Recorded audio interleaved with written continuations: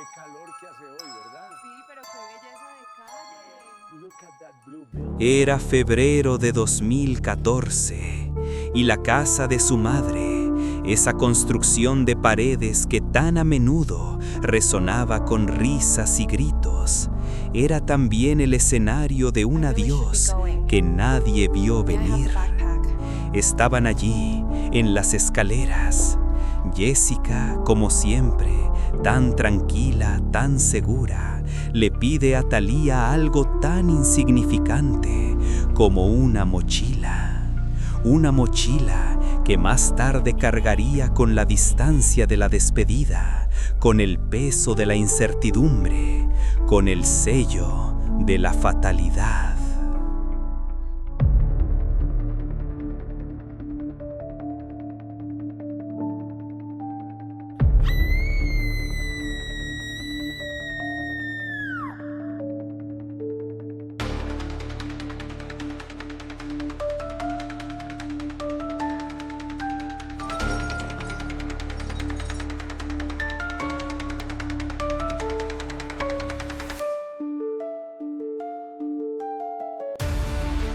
Bienvenidos a Rastros del Pecado.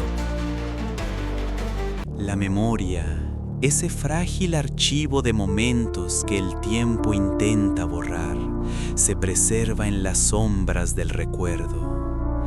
Para Thalía Guevara, el último instante con su hermana Jessica sigue intacto, nítido como una fotografía que se niega a desvanecerse. Un momento tan común, tan trivial, tan cargado de una cotidianidad inquietante, que, con el paso de los años, se revela como la antesala de una tragedia. «Voy a Puebla», dijo Jessica.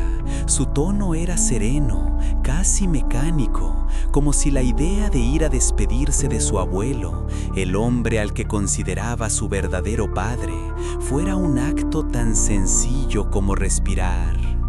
Pero algo en su mirada, algo en el silencio de ese segundo entre las dos hermanas, parecía susurrar lo que las palabras no pudieron. Un adiós no dicho, una despedida no comprendida. Las dos se miraron en ese cruce fugaz de sus vidas y por un segundo Thalía sintió un escalofrío que recorrió su espina dorsal. Volté a verla y las dos nos quedamos viendo, recordó Thalía años después. Su voz vaciló como si cada palabra fuera un eco lejano, atrapado en el tiempo. Pero ese vistazo, esa conexión efímera, sería la última. Jessica partió. Sus hijos, ajenos a lo que se avecinaba, quedaron al cuidado de su abuela en la Ciudad de México.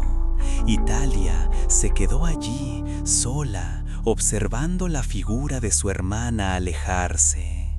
En ese instante, el peso del futuro aún no se había hecho palpable. Jessica nunca regresó. El viaje a Puebla, que comenzó como un acto de despedida, se transformó en una huida. La desaparición de Jessica, que inicialmente parecía un misterio banal, pronto se llenó de sombras. Nadie podía imaginar que ese simple gesto de pedir prestada una mochila, esa última interacción inocente entre hermanas, marcaría el inicio de una pesadilla de la que nadie despertaría. La memoria de Thalía, grabada con fuego, conservaría ese instante con la claridad de una condena, el último vestigio de normalidad antes de que todo se desmoronara. Jessica Arely Hernández Guevara no era una sombra. Antes de ser una mera línea en un expediente policial, era una mujer llena de vida, de vibrantes matices. A sus 34 años, Jessica vivía con la energía de quien busca siempre algo más allá del horizonte visible. Le gustaba bailar hasta perderse en la música, asistir a conciertos que la conectaban con la esencia de la vida, sumergirse en la quietud de un museo o pasear por el alma de la Ciudad de México, recorriendo bellas artes y subiendo a la Torre Latinoamericana como si quisiera tocar el cielo con las manos.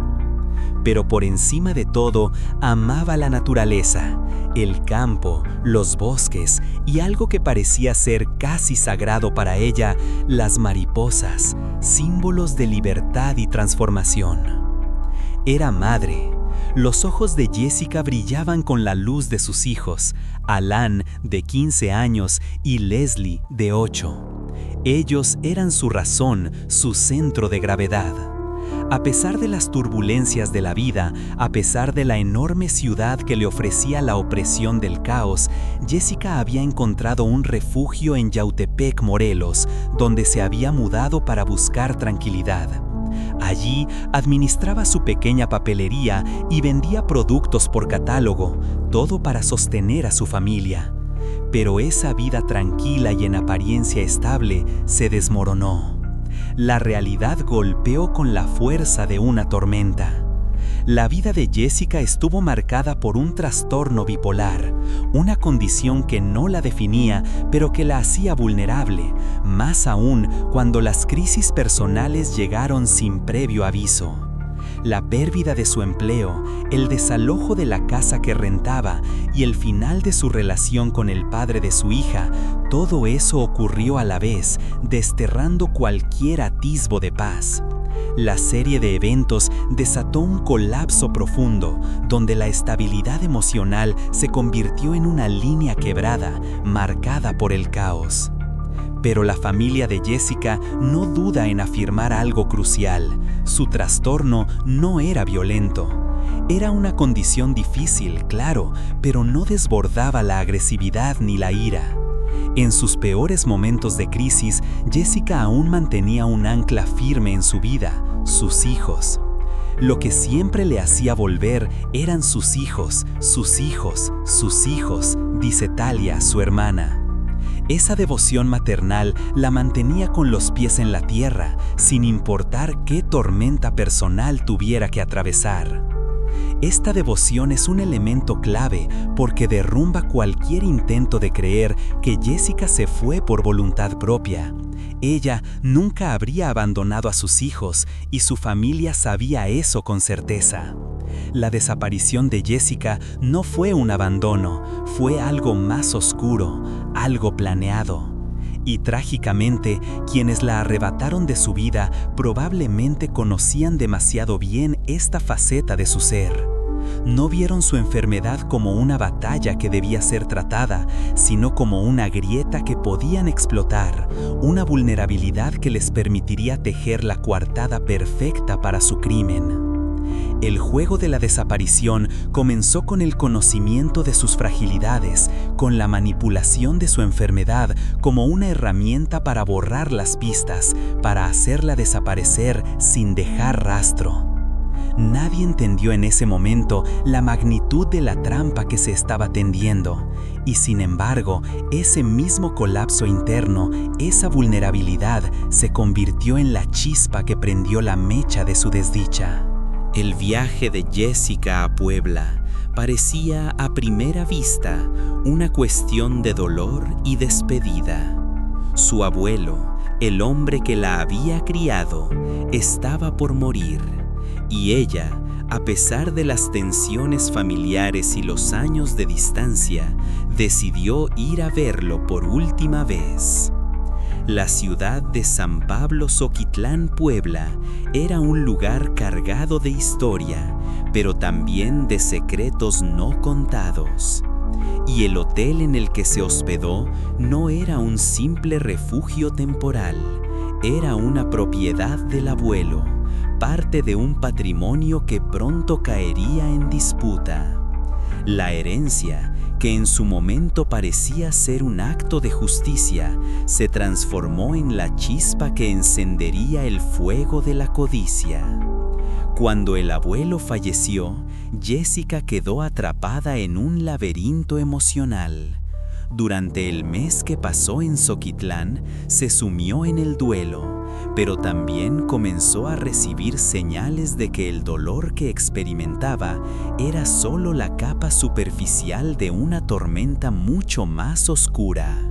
Las llamadas a su madre, María de los Ángeles, se volvieron más tensas con cada conversación. El luto se convertía en algo más complejo, en algo que olía a peligro, a amenaza inminente. Jessica le confesó a su madre que había algo más en juego, un testamento, un legado que la involucraba de forma directa. Había una herencia de Jessie, le dijo, revelando que no se trataba de una suma trivial. Las propiedades que se mencionaban incluían hectáreas grandes, terrenos de valor incalculable. El hotel, que parecía solo un lugar para refugiarse, era en realidad una pieza clave del patrimonio familiar que pronto estaría en disputa. Lo que parecía ser una oportunidad de reconciliación, de encontrar consuelo en la figura de su abuelo, se tornó rápidamente en una carrera por el poder. Jessica, que había estado casi ausente de la vida de su familia paterna, se vio de repente convertida en una heredera que nadie esperaba. El cambio fue abrupto y no tardó en desatar tensiones dentro de la familia. Mientras Jessica trataba de encontrar algo de paz en su dolor, el resto de su familia paterna la veía como un obstáculo. Una joven con trastorno bipolar, vulnerable, débil, a la que podían manipular y presionar. En sus conversaciones con su madre, Jessica comenzó a hablar de la presión que sentía. Esta presión, lejos de ser un mero malestar, se materializó en la figura de un primo paterno que comenzó a estar muy pegado a ella. Su cercanía, sin embargo, no era la de un familiar que deseaba consolarla, era la de alguien que veía una oportunidad. La familia materna lo sospechaba con creciente alarma. Este primo no estaba allí para ofrecer apoyo, sino para sacar algún provecho, para obtener información que pudiera darle acceso a la herencia. El hotel, que antes representaba un lugar de duelo, se transformó en una trampa mortal. En ese ambiente cargado de tensiones, el trastorno bipolar de Jessica se convirtió en el combustible perfecto para una tragedia. Vulnerable, sola, perdida en la tristeza, Jessica estaba rodeada de personas que no la veían como una víctima de su dolor, sino como una pieza de ajedrez en un juego financiero despiadado. La familia paterna, al observar su fragilidad, no vio a una mujer que necesitaba consuelo, sino a una obstinada barrera que se interponía entre ellos y la riqueza que anhelaban. La desaparición de Jessica no sería un simple error, ni un acto impulsivo nacido del caos emocional. No, lo que se estaba cocinando en las sombras era algo mucho más calculado. La desaparición sería una transacción financiera, fría y precisa, ejecutada con una frialdad absoluta. Mientras Jessica intentaba lidiar con su dolor, otros veían en ella una oportunidad que no podían dejar escapar. Y en esa fría, calculadora realidad, su vida dejó de ser suya. Se convirtió en el precio de algo mucho más grande. La cronología de la desaparición de Jessica, reconstruida a partir de los testimonios de su hermana Thalía, es la narrativa de una traición premeditada, cada paso cuidadosamente calculado como un guión sombrío y lleno de malicia. La escena de su desaparición no fue un accidente, sino una serie de movimientos estratégicos diseñados para despojar a Jessica de su libertad y posiblemente de su vida. Primero, La llamada. El padre biológico de Jessica contactó a María de Los Ángeles, su madre, en la Ciudad de México. El pretexto que usó fue el trastorno bipolar de Jessica, un trastorno que conocían bien y que servía como la herramienta perfecta para ejecutar su coartada. «Ya no la aguanto», le dijo, «ven por ella». En sus palabras no solo había desesperación, sino una fría calculadora de quién podía ser el chivo expiatorio de lo que estaba por suceder. Esa llamada no era un grito de ayuda, sino la señal de inicio para un plan bien estructurado. El mensaje era claro: Jessica debía ser retirada del escenario, pero no de manera directa. Necesitaban a alguien que lo permitiera, y así el reloj empezó a correr. Segundo, la respuesta de María. Alarmada, como cualquier madre lo estaría, María no dudó en poner en marcha el viaje para rescatar a su hija. Confiada de que podría resolver la situación, le informó al padre cada uno de sus movimientos. «Voy a tomar el autobús», le dijo, «llego a tal tiempo». Sin saberlo, María acababa de sellar el destino de su hija, dándole a los perpetradores una información vital. Thalía, con una claridad escalofriante, analiza los eventos y reconoce la verdad en lo que parecía ser una simple actualización. A él le dio tiempo para organizarse, para checar los tiempos de mi mamá. La desaparición de Jessica no fue un golpe al azar, fue meticulosamente cronometrada. Tercero, la llegada de María a Zoquitlán. El 2 de marzo de 2014, María llegó a la casa de su exesposo, donde lo recibió él, pero no con la preocupación que ella esperaba. Su actuación fue fría, casi despectiva, y la frase que pronunció quedó grabada como el último vestigio de su humanidad: «Se acaba de salir». Como si la ausencia de Jessica fuera una mera casualidad, un hecho tan trivial como ir a comprar pan. María, incapaz de comprender, confrontó al hombre que había compartido su vida. ¿Cómo era posible que Jessica se hubiera ido de esa manera? Ella le había pedido que no la dejara salir sola, que la detuviera. La respuesta fue insostenible, y el vacío en el rostro del padre fue el primer indicio de que algo mucho más oscuro se escondía. Cuarto, la búsqueda falsa. El padre, fingiendo preocupación, llevó a María por un recorrido inútil, una búsqueda simulada por las calles de Zoquitlán, como si estuvieran buscando una aguja en un pajar. Algunos locatarios, posiblemente instruidos o intimidados, dijeron las palabras que no debían. «Sí, acaba de pasar, acaba de pasar». Pero esas pistas falsas no llevaban a ningún lado. Incluso se aventuraron a buscar en el panteón, como si Jessica pudiera haber encontrado consuelo junto a la tumba de su abuelo, pero no había rastro de ella. El vacío de la búsqueda se volvía más angustiante con cada paso. La última vez que alguien ajeno a la familia vio a Jessica fue en la iglesia central de Zoquitlán. Ese fue su último rastro confirmado. Después de eso, el rastro se perdió. Las mentiras, las falsedades y las coartadas se acumularon, y la familia comenzó a comprender que lo que antes parecía una desaparición inexplicable comenzaba a tomar un giro mucho más oscuro. Lo que parecía una coartada débil, casi torpe en su fragilidad, se transformó en la muestra palpable de poder absoluto. Para el padre de Jessica no importaba si María le creía o no, lo que importaba era el control. Control sobre el territorio, control sobre la situación, control sobre el destino de Jessica. Mientras María viajaba hacia Puebla, confiada en que podría resolver el misterio, su hija ya había sido borrada de la escena. Con toda probabilidad, Jessica ya estaba desaparecida, y si no lo estaba, lo estaría muy pronto. La llamada del padre no fue un pedido de ayuda, fue el último movimiento en un plan perfectamente ejecutado. El acto final de una traición meticulosamente planeada. La pista más incriminatoria en la desaparición de Jessica Hernández Guevara no tiene huellas dactilares, ni rastros de sangre, ni armas.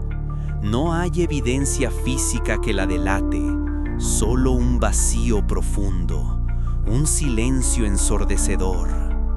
La absoluta e inmediata apatía de su familia paterna se convirtió en la huella más clara de todos los indicios de que algo mucho más oscuro y calculado estaba en marcha. Cuando María de Los Ángeles llegó a Zoquitlán, su primer instinto fue ir al hotel donde su hija y su exesposo se habían hospedado, creyendo que allí encontraría respuestas, que allí podría dar con un rastro que la guiara hacia Jessica. Pero lo que encontró fue un muro impenetrable. La tía paterna, quien administraba el hotel, le negó la entrada de inmediato. Mi mamá quería entrar y la tía se la negaba, recuerda Thalía, con la voz aún temblorosa al evocar esa escena. Era un bloqueo físico, pero también emocional, como si la presencia de María fuera una molestia. El hotel, que había sido parte del patrimonio familiar, se transformó en la primera muralla de indiferencia. La respuesta no fue preocupación, ni apoyo, ni el más mínimo atisbo de compasión. Fue un rechazo gélido y calculado. No fue hasta días después, cuando la situación ya estaba controlada, cuando la tía cambió su actitud. Con una frialdad pasmosa, sin prisa ni remordimiento, entregó las pertenencias de Jessica a María. Las posesiones personales de su hija, las pocas cosas que quedaban, se entregaron como un simple trámite, como si fuera una transacción más, un asunto cerrado. Este desinterés, sin embargo, no era accidental ni aislado, era total y coordinado. La familia paterna nunca mostró el más mínimo interés por encontrar a Jessica. Como confirmaron varias fuentes cercanas, nunca la buscaron, nunca hicieron más por Jessie. La desaparición de Jessica se convirtió en una sombra que fue desechada con un simple gesto de indiferencia. El padre biológico de Jessica, por supuesto, fue la encarnación misma de esa apatía. A regañadientes, acompañó a María para levantar el acta de desaparición, una formalidad que parecía más un trámite burocrático que una muestra de preocupación genuina. Thalía recuerda ese momento con una sensación de incredulidad. La última vez que yo lo vi. Apenas cumplido su deber mínimo, el padre se deshizo de cualquier responsabilidad, se desentendió por completo. Se fue él para Querétaro, sin hacer el más mínimo esfuerzo por continuar la búsqueda, como si el caso ya estuviera cerrado, como si ya no hubiera nada más que hacer, nada más que decir. La última llamada telefónica de María a su exesposo fue un enfrentamiento desesperado. María, entre sollozos y gritos, exigió respuestas, intentó encontrar alguna explicación que la liberara de la tortura del desconocimiento. La respuesta del padre, tan simple como cruel, fue un golpe final para la esperanza de que alguna vez su hija estuviera viva. Ya déjalas, de seguro ya se casó. La vida de Jessica para él no valía más que una ocurrencia, un capítulo cerrado de manera fría y definitiva. La apatía no era desinterés, era la calma tensa de un negocio concluido. En la fría tranquilidad de su indiferencia, la familia paterna no veía una hija perdida, una madre rota. Veían una transacción terminada, una estrategia ganada. Y Jessica, al igual que su futuro, ya no importaba. La desaparición de Jessica Hernández Guevara no solo fue el resultado de la codicia por una herencia, sino el desenlace de una red más oscura y retorcida, tejida a lo largo de los años, donde las avaricias, tanto financieras como carnales, se entrelazaban en una espiral de corrupción y control. la investigación destapó una capa de depravación que hacía tiempo se había gestado en las entrañas de la familia paterna, revelando que Jessica no solo estaba atrapada por la promesa de riqueza, sino también por una amenaza mucho más personal y grotesca. Thalía Guevara, en su testimonio, desveló una historia escalofriante que implicaba a otro miembro clave de la familia, el tío Ángel, el abogado. Un hombre que en apariencia había sido una figura prominente y protectora en la vida de Jessica, pero que pronto se reveló como un monstruo oculto tras el disfraz de la familia. Este tío no era un simple familiar que buscaba el bienestar de su sobrina.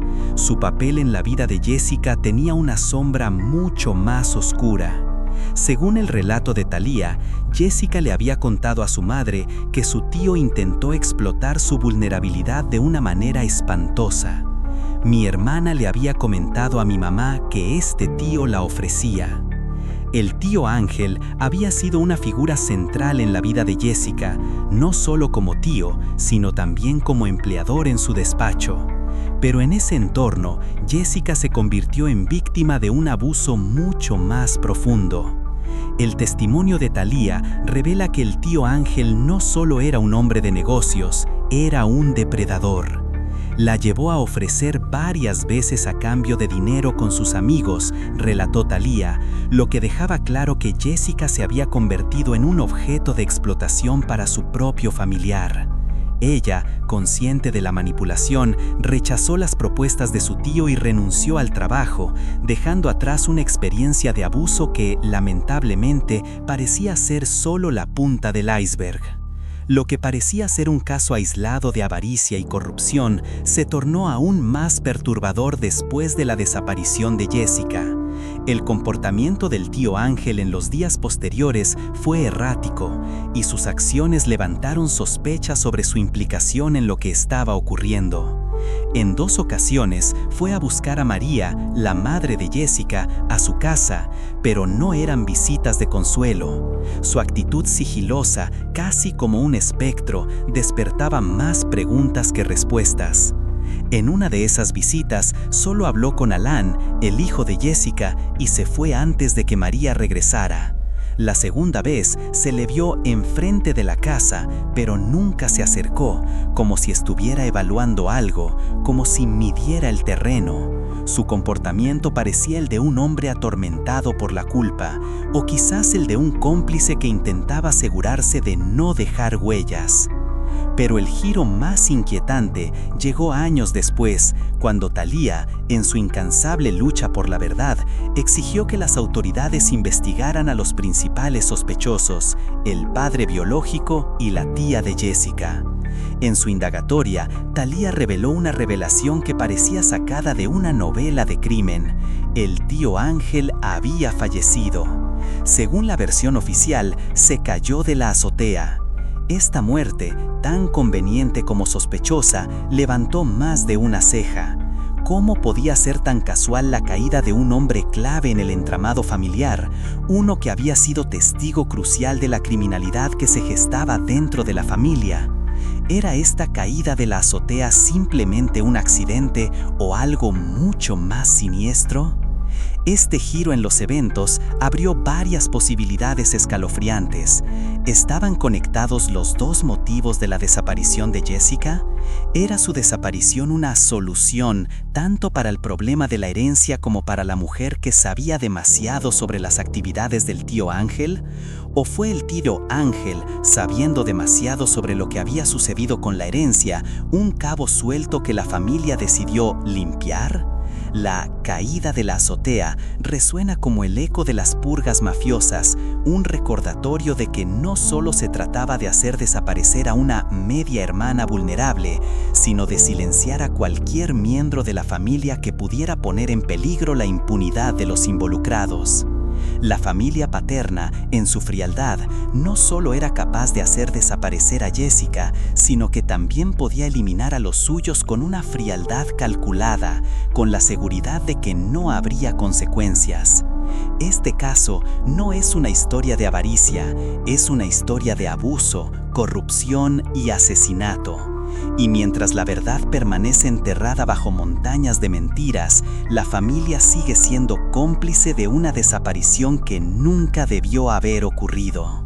La desaparición de Jessica Hernández Guevara no solo marcó el principio de una tragedia familiar, también dio inicio a una elegía implacable de 6 años para su madre, María de los Ángeles. En su búsqueda, María se convirtió en una sombra de sí misma, un alma desgastada por un sistema que parecía diseñado no para encontrar justicia, sino para perpetuar la indiferencia. Atrapada entre un círculo vicioso de burocracia, corrupción y amenazas de muerte, María luchó sola contra un enemigo invisible, una familia que la había dejado atrás y un Estado cómplice que le cerraba las puertas a cada paso. Desde el primer día, María se enfrentó a una obstrucción institucional que solo aumentaba su desesperación. Las autoridades, en lugar de ofrecerle ayuda, la revictimizaron al someterla a un interminable laberinto burocrático. La mandaban de Ciudad a México a Puebla y de Puebla a Ciudad de México, relata Talia, su hija, con una tristeza contenida. Este triángulo de las Bermudas jurisdiccional, una táctica comúnmente empleada por las instituciones corruptas, tenía un solo propósito: agotar los recursos de las víctimas, diluir la responsabilidad y asegurar que el tiempo, ese enemigo implacable en cualquier investigación, se perdiera en el aire. Y mientras la burocracia se interponía, el caso de Jessica caía en el olvido. Cuando María finalmente logró que algunos agentes en Puebla la escucharan, lo que parecía ser una oportunidad de avance se transformó en otro nivel de humillación. La negligencia de los oficiales se convirtió en extorsión abierta. Le pidieron dinero para la gasolinera, para la gasolina, recuerda Talia. María, desesperada por cualquier pista, pagó, entregando lo poco que le quedaba. Luego, la llevaron al lugar que ella señalaba como sospechoso, pero lo que sucedió después fue aún más cruel. Mi mamá se bajó y les estaba mostrando el lugar, y ya cuando se percata mi mamá, se fueron y ahí la dejaron. La dejaron sola, abandonada en un territorio lleno de amenazas, entre las mismas personas que habían amenazado a su familia. La promesa de encontrar justicia se convirtió en una burla macabra, una cruel trampa que la obligaba a enfrentarse no solo al dolor de la desaparición de su hija, sino a la hostilidad de quienes nunca fueron investigados. La búsqueda de María no solo fue una lucha contra el dolor y la apatía, también fue un acto de valentía frente al peligro. María se atrevió a recorrer las calles de la Ciudad de México pegando fichas de búsqueda. Viajaba a Puebla solo para encontrarse con que días después sus boletines eran arrancados y destruidos. La constante obstrucción institucional la puso en la mira de aquellos que no querían que la verdad saliera a la luz. Incluso su propio hermano, el tío materno de Jessica, le rogó a Talia que no siguiera los pasos de su madre. La última vez que fui con tu mamá, la amenazaron. Amenazaron y le sacaron la pistola, le advirtió, revelando lo aterradoramente real que era el peligro que enfrentaban. María no solo luchaba contra la apatía de un sistema judicial podrido, sino también contra las amenazas de muerte directas. En cada paso de su lucha se encontraba con un muro de indiferencia y en cada esquina con el peligro de perder más que a su hija, perder la vida misma. Pero el desgaste físico y emocional de esa búsqueda implacable, de esa lucha constante contra la oscuridad, no pasó desapercibido. En 2020, el cuerpo de María finalmente cedió. 6 años de estrés, terror y desesperación cobraron factura y fue diagnosticada con cáncer de páncreas ya en fase terminal. En su lecho de muerte, rodeada por su familia, su amiga le preguntó si le preocupaba el futuro, si estaba lista para descansar en paz. La respuesta de María, aunque tranquilizadora en su sencillez, encapsulaba la tragedia de miles de madres buscadoras en México. No me preocupa morir, dijo, con una serenidad desgarradora. Me preocupa no haber encontrado a Jessica. Ese era su único pendiente. un pendiente que nunca logró resolver, un legado de amor inquebrantable que quedó truncado por la crueldad de su familia y la complicidad de un Estado que la abandonó. En sus últimos momentos, María le dio a su hija Talia una última instrucción, un último deseo: ayúdame, te voy a ayudar. Era el último aliento de una madre que, aunque destruida por la enfermedad y por años de lucha sin respuestas, aún confiaba en que la justicia podría alcanzarla, aunque fuera a través de su hija. Pero María de los Ángeles falleció en 2020. Murió desgastada no solo por la enfermedad, sino por la indiferencia de un sistema que nunca la ayudó y la crueldad de una familia que la dejó sola en su desesperación. Tras la muerte de su madre, Talía Guevara asumió el rol de hermana buscadora, heredando una lucha que el sistema ya había intentado enterrar bajo el peso de la indiferencia y la corrupción. Su primer paso fue buscar el apoyo que su madre nunca tuvo, al unirse al colectivo Frente Amplio Luciérnagas, un refugio de madres y familiares que, como ella, luchaban por la justicia y por el paradero de sus seres queridos desaparecidos.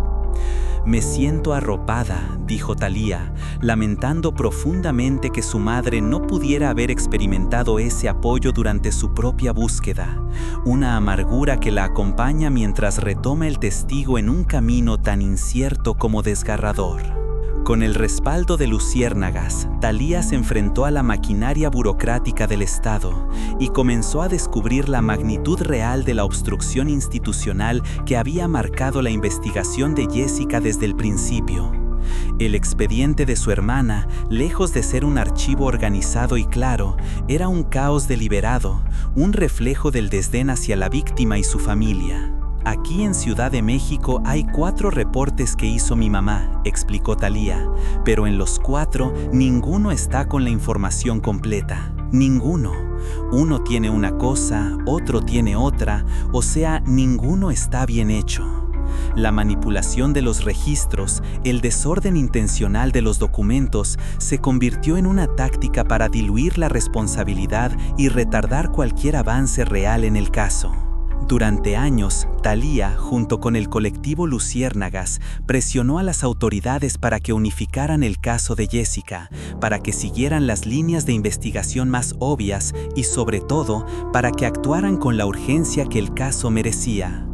Pero la respuesta del sistema llegó en 2025, un acto final de violencia burocrática que no solo selló la impunidad, sino que condenó a Talía a una nueva batalla. En mayo de 2025, durante un bloqueo permanente en Calzada de Tlalpan, en la Ciudad de México, como parte de las protestas por la indiferencia de los gobiernos local y federal, el colectivo Luciérnagas reveló la culminación de una década de impunidad: el extravío de la carpeta de investigación de Jessica Arely Hernández Guevara.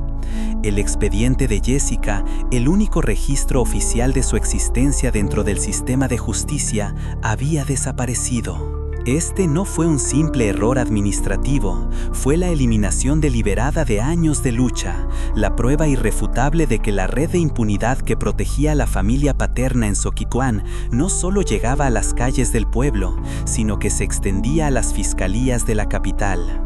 Habían borrado el registro oficial, obligando a Talía a empezar de cero, enfrentando una vez más la cruel indiferencia del sistema judicial que había permitido que Jessica desapareciera sin justicia.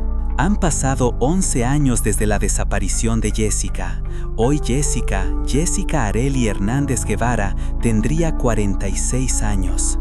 Sus hijos, Alan y Leslie, crecieron sin su madre, un trauma que la familia apenas puede mencionar, un dolor que nunca fue explicado, porque María siempre mantuvo la esperanza de que su hija regresaría. La ausencia de Jessica ha dejado un vacío insostenible, un dolor que atraviesa a la familia y que persiste sin ser reconocido por aquellos que deberían haber buscado justicia. Thalía Guevara, la última voz en esta búsqueda, continúa el legado de su madre, repitiendo las mismas exigencias que su madre hizo hace más de una década y que siguen sin cumplirse. Pide lo básico, un cateo en el hotel de Zoquitlán, el epicentro del crimen, y que se llame a declarar al padre y a la tía, los principales sospechosos, que aún viven en impunidad.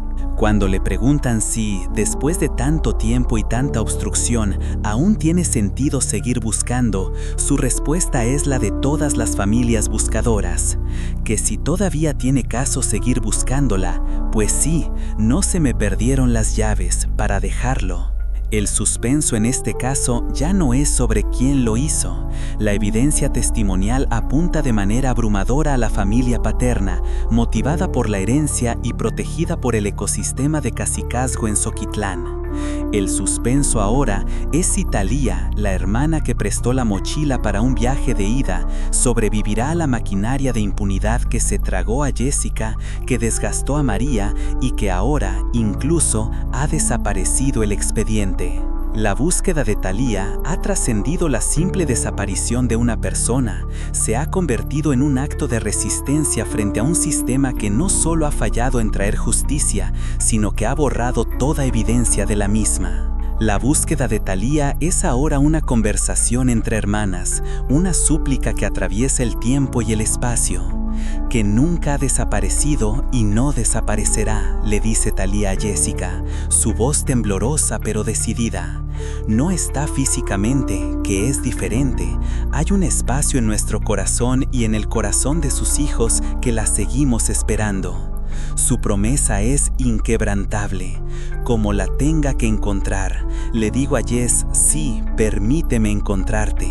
Le pido a mi mamá que me dé la fuerza que ella tenía para seguir en esta búsqueda. Sea como sea, la quiero encontrar. Este es el eco de una lucha que sigue, que nunca se detendrá, porque para Thalía, como para miles de madres y hermanas buscadoras en México, el camino de la justicia no termina hasta que se logre encontrar la verdad.